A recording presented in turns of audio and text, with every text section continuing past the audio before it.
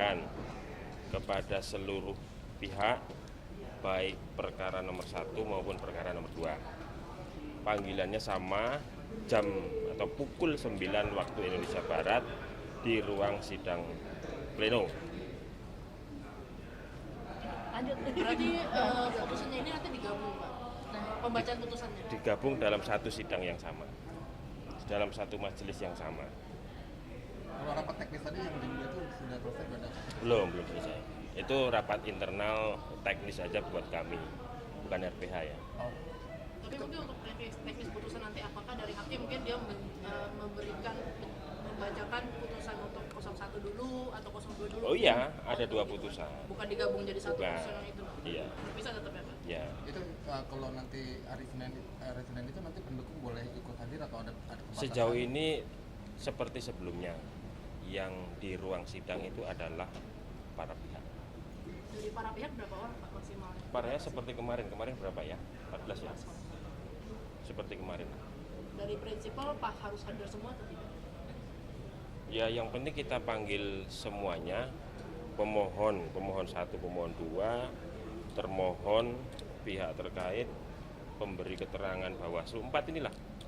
Untuk 2 perkara itu kan ada 8 surat yang kita kirimkan. Tapi itu berarti belum tentu diwajibkan ya, Pak? Untuk misalkan apakah dari Prabowo Gibran, misalkan mereka kan pihak terkait, apakah mereka juga diwajibkan untuk hadir di putusan? Lo pihak terkait juga dipanggil, kan pihak juga. Kita panggil, nanti dalam waktu 1-2 hari ini kita konfirmasi siapa yang mau hadir, disesuaikan dengan kuota kursi di ruang sidang, kan begitu seperti sidang-sidang sebelumnya itu kan. Mas, berarti hari ini RPH berakhir ya, atau seperti apa? RPH kan saya sudah bilang kemarin sampai hari Minggu, masih sampai hari Minggu itu sekarang juga masih berlangsung, besok juga masih diagendakan, Minggu juga masih diagendakan. Apakah sudah diklasifikasikan berapa jumlah yang mendorong hakim mengabulkan, berapa yang mendorong hakim untuk menolak permohonan? Enggak, belum. 14 itu kita serahkan sepenuhnya. Nanti untuk klasifikasi itu untuk kebutuhan kita data, mudah-mudahan semua amicus curiae itu nanti kita jadikan dokumen publik semua. Jadi silahkan nanti yang mau mengklasifikasikan dari 44 yang sudah kita terima hari ini itu seperti apa substansinya.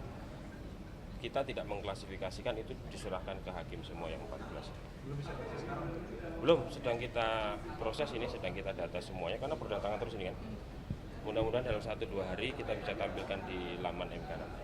Berarti ini lagi dicermati para 8 hakim? Yes.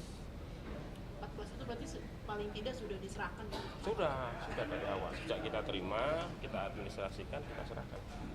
Terkait pengambilan keputusan nih Mas, dari majelis hakim, lewat musyawarah atau lewat voting dari mereka? RPH itu karena kita nggak bisa ngakses ya, RPH itu kan tertutup.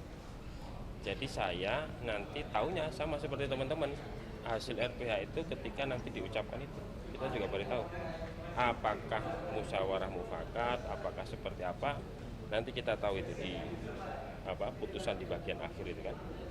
Terakhir mengenai ini penegasan kembali terkait kan tidak mungkin deadlock katanya. Nah, mungkin bisa diulang lagi nih Mas soalnya kalau imbang gimana? Semua lembaga pengadilan dalam mengambil keputusan nggak mungkin deadlock.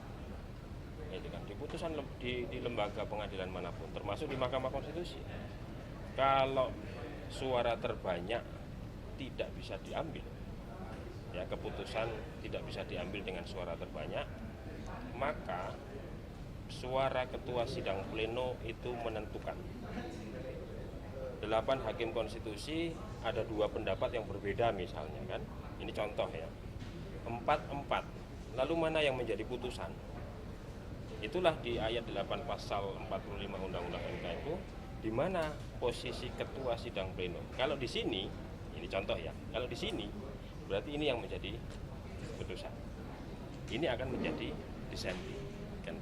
Jadi nggak ada deadlock. Itu sudah sangat dipastikan, meskipun hasilnya imbang dilihat dari ketua berada di bawah. Yes, itu expressis verbis di pasal 45 ayat 8 Undang-Undang MK. Mas, itu ada karangan bunga di proses sidang sengketa pilpres ini MK memaknai ada kalangan seperti itu? Ya, kita terima kasih kepada seluruh pihak yang berkirim karangan bunga kepada kita, itu bentuk apresiasi kepada Mahkamah Konstitusi. Tapi untuk menjaga independensi Hakim Konstitusi, menjaga netralitas ini suasana persidangan termasuk di luar persidangan, maka itu tidak kita pajang, tapi kita simpan, tapi tetap kita posisikan sebagai sebuah apresiasi gitu ya, supaya ini nggak ada mengganggu independensi lah gitu ya. Jadi tetap kita terima kasih, kita apresiasi, tapi kita tempatkan di sana, kita simpan dulu. Maksudnya kan karangannya dengan narasi mendorong hakim menolak itu Ya. datangnya dari siapa dan datangnya kapan ya? Itu saya kira tadi pagi itu, baru tadi pagi atau tadi malam. Karena ada ton-ton seperti itulah, maka supaya ini kondusif semua ini, nggak ada yang memihak ke mana-mana ini.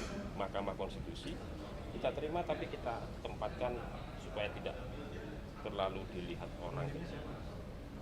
Nggak ada, itu kan cuman begitu aja itu kan. Enggak. Mas, kemarin kan sempat ada wacana kalau hari ini bakal ada demo dari relawan 02. Mungkin memang pada akhirnya batal.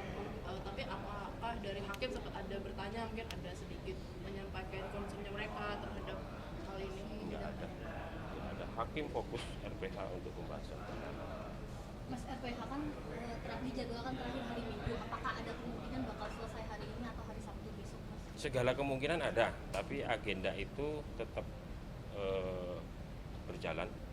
Setidak-tidaknya sampai hari ini, Sabtu dan Minggu itu sampai sejauh ini masih diagendakan seperti itu.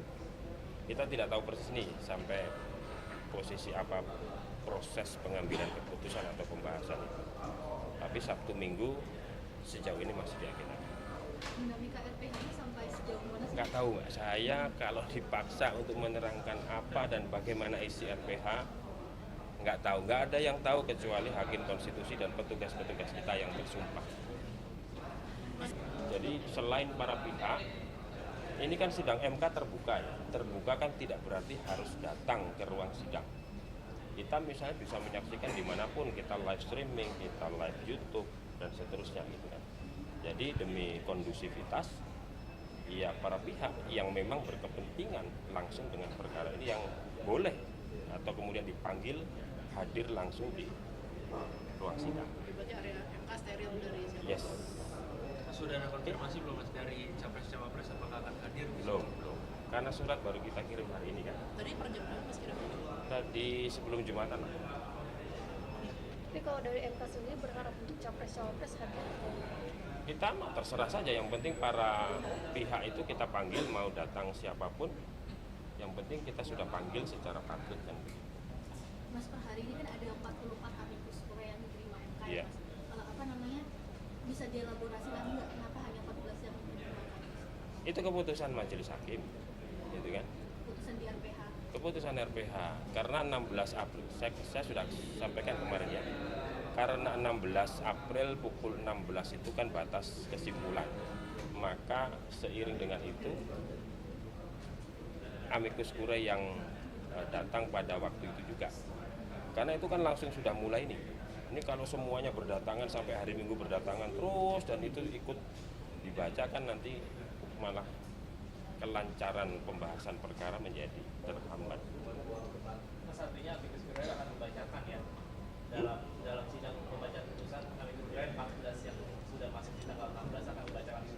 Nggak ada aturannya, harus dibacakan gitu kan. Makanya saya bilang kemarin amikus kure itu bisa saja dipertimbangkan.